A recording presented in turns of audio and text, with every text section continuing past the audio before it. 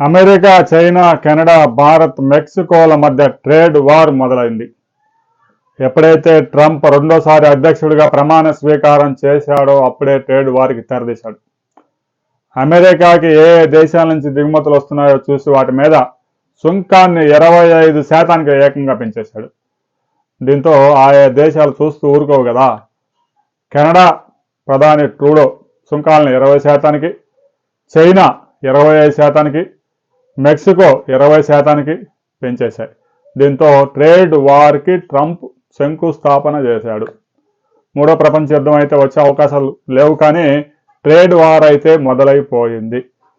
ప్రతి వస్తువు అమెరికాలోనే తయారు చేయాలి, అమెరికా ప్రతి పౌరుడికి ఉద్యోగం కల్పించాలనే ట్రంప్ లక్ష్యం మంచిదే అయినా దిగుమతుల మీద ఒకేసారి 25% సుంకం వేయడం అంటే వరల్డ్ ట్రేడ్ ఆర్గనైజేషన్ ఏదైతే ఒప్పందం చేసుకుందో వివిధ దేశాల మధ్య ఫ్రీ ట్రేడ్ ఒప్పందాన్ని ఉల్లంఘించటమే.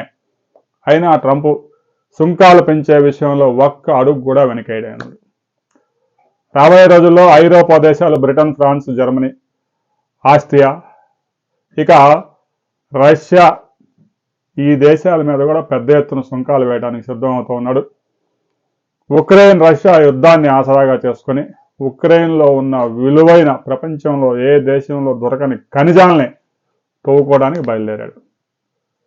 ఇక ట్రంప్ 4 సంవత్సరాల పరిపాలన చూడబోతూ ఉంటే స్టాక్ మార్కెట్లు కోలుకునే పరిస్థితి కనిపించడం లేదు.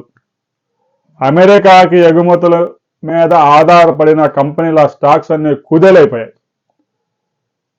ఐటీ స్టాక్స్, ఫార్మా స్టాక్స్ కూడా భవిష్యత్తులో దెబ్బతినే అవకాశాలు కనిపిస్తున్నాయి. రాబోయే రోజుల్లో ఫ్రాన్స్, జర్మనీ, బ్రిటన్ ఎలాంటి నిర్ణయాలు తీసుకోబోతా ఉన్నాయనే దాని మీద, ఈ ట్రేడ్ వార్ ఎటు మలుపు తిరుగుతుంది అనే దాని మీద కొంత క్లారిటీ వచ్చింది. తాజాగా చైనా వాళ్ళు కూడా ఏవైతే అమెరికా నుంచి పెద్ద ఎత్తున చైనాకి వ్యవసాయ ఉత్పత్తులు దిగుమతులు అవుతూ ఉన్నాయో వాటి మీద సుంకాలను 20% పెంచేశాయి.